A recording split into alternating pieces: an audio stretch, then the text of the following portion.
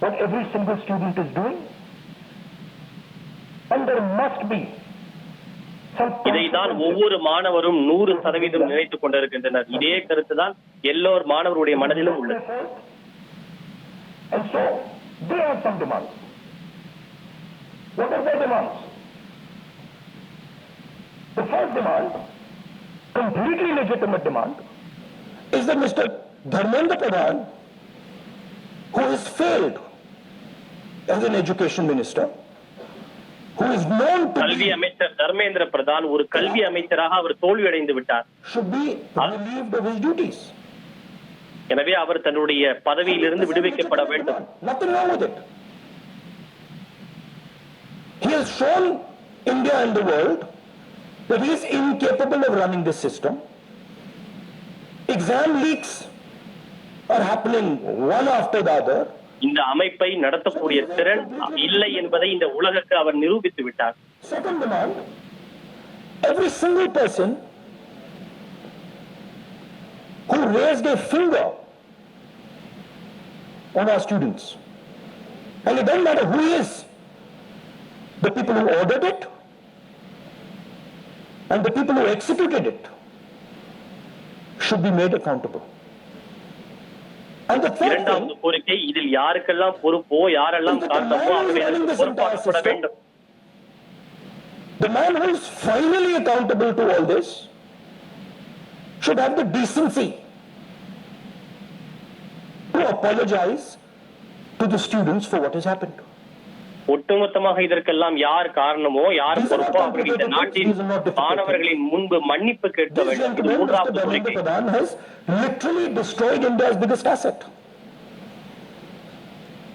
What used to be called our success, what used to be called the best thing India has, our education system, has been wiped out. And so we fully support these demands, and we fully support every single student. மாணவர்களின் இந்த கோரிக்கைக்கு நாங்கள் முழுமையாக ஆதரவு அளிக்கிறோம். ஒவ்வொரு மாணவரையும் இந்த விவகாரத்தில் நாங்கள் முழுமையாக ஆதரவு தெரிவிக்கிறோம்.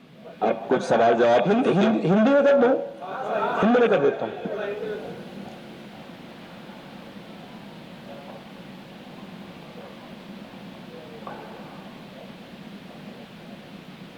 कुछ दिनों से देश के स्टूडेंट्स एजुटेशन कर रहे हैं, गुस्से में हैं, पीसफुल प्रोटेस्ट कर रहे हैं. கடந்த சில நாட்களாகவே நமது நாட்டின் கல்வி அமைப்பின் மீது அதிருப்தியில் இருக்கக்கூடிய மாணவர்கள், கோபத்தில் இருக்கக்கூடிய மாணவர்கள் போராட்டத்தில் நடத்தி வருகிறார்கள். जो पूरी दुनिया में मशहूर हुआ करता था as a great education system, वो अब रिग्ड एजुकेशन सिस्टम है. இதற்கு மிக முக்கியமான காரணம் நமது மிகச்சிறந்த கல்வி அமைப்பு தற்போது மோசடி செய்யப்பட்ட கல்வி அமைப்பாக மாறிவிட்டது. கோபத்திற்கு மிக முன்னிலையான காரணம் கடந்த 10 ஆண்டுகளில் 150க்கும் மேற்பட்ட முறை வினாத்தாள் கசிவுகள் நடந்துள்ளது.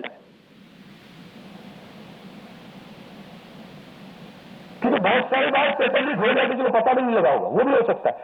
बट जो हमें मालूम है 152 152 पेपर लीक हुए. உண்மையில் எத்தனை வினாத்தாள் கசிந்தது என்பது நமக்கு தெரியவில்லை. ஆனால் நாம் அறிந்த வரையில் 152 வினாத்தாள் கசிவு நடந்திருக்கிறது. 8-10 घंटे 3-4-5 साल के लिए, और फिर लास्ट मिनट उन्हें बताया जाता है देखिए जिनके पास पैसा है, 40 लाख रुपए जिनके पास है, 50 लाख रुपए जिनके पास है, वो पेपर खरीद सकते हैं. யாருக்கு வசதி இருக்கிறதோ, யாரிடம் பணம் இருக்கிறதோ, ஒருவரிடம் 40 லட்சம் 50 லட்சம் பணம் இருந்தால் அவர்கள் வினாத்தாளை விலை கொடுத்து வாங்கிவிட முடியும் என்ற சூழல் இருக்கிறது. 152 बार पिछले 10 साल में ये बताया गया है.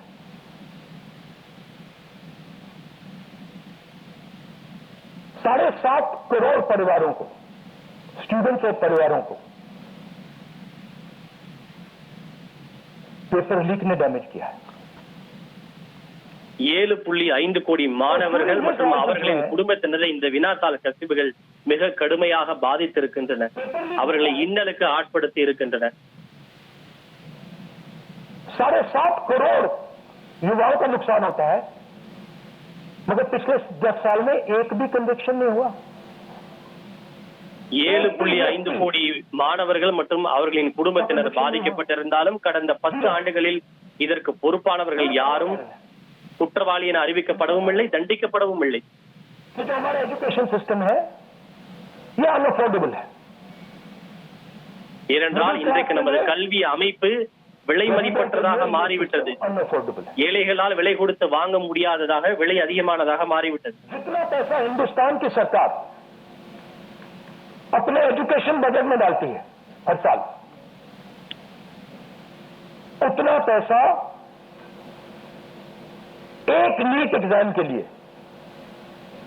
நமது நாடு கல்விக்காக ஒரு ஆண்டில் எவ்வளவு தொகையை செலவு செய்கிறதோ அதற்கு நிகரான தொகையை நீட் தேர்வுக்காக மட்டுமே நம்ம இந்திய குடும்பங்கள் செலவு செய்கின்றன.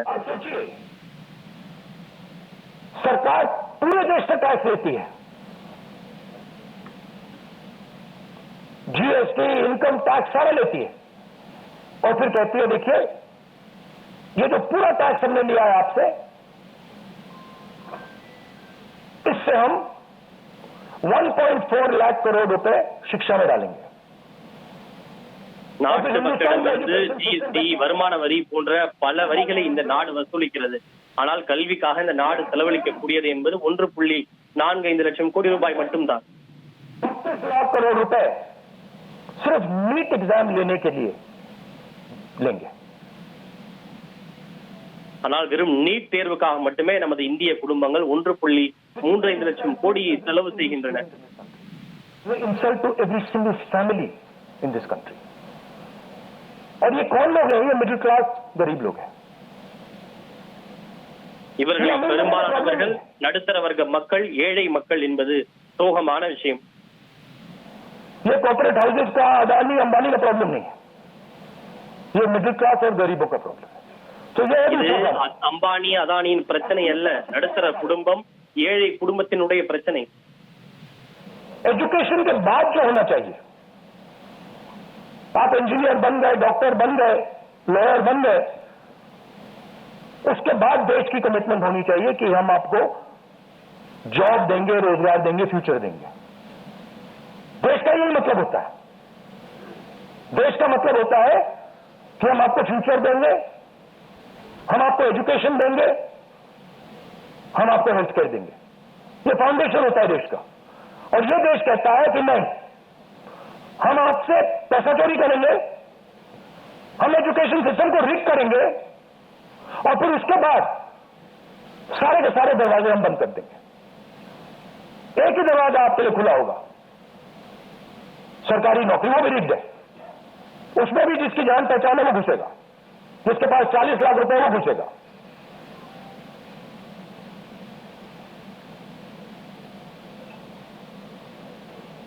पहला दरवाजा मैन्युफैक्चरिंग, चाइना का माल कोने कोने में बिकता है. சீனாவுடைய பொருட்களை இந்த இந்தியாவினுடைய ஒவ்வொரு மூலை முடுக்கிலும் விற்பனை செய்து கொண்டு இருக்கிறது. मैन्युफैक्चरिंग बैकबोन खत्म है, स्मॉल एंड मीडियम इंडस्ट्रीज खत्म है.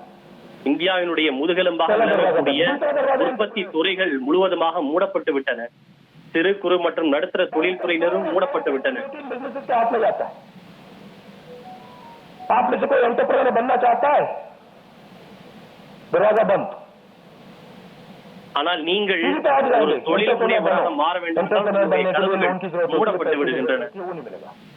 दूसरा दरवाजा बंद. तीसरा दरवाजा कॉर्पोरेट जॉब, आईटी जॉब, जो हिंदुस्तान की सक्सेस रही है, उसको एआई ने खत्म कर दिया, खत्म कर रहा है.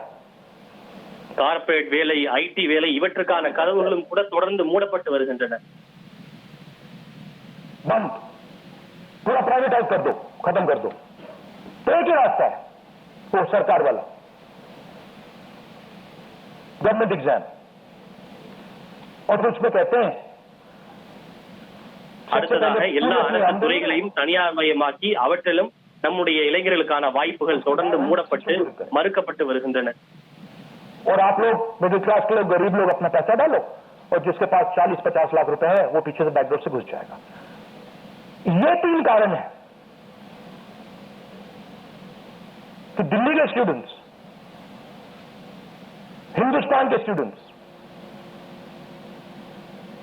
गुस्से में है, बाहर है। இதனால் தான் நமது நாட்டின் மாணவர்கள் வெளியே கோபத்தோடு ஆத்திரத்தோடு அமர்ந்திருக்கிறார்கள். இனி செல்லும் இடமெல்லாம் செய்தி. தந்தி டிவியின் வாட்ஸ்அப் சேனலை ஃபாலோ பண்ணினா செல்ல இருக்கும் இடமெல்லாம் செய்தி. இதோ QR கோட் இப்பவே ஸ்கேன் பண்ணுங்க, ஃபாலோ பண்ணுங்க.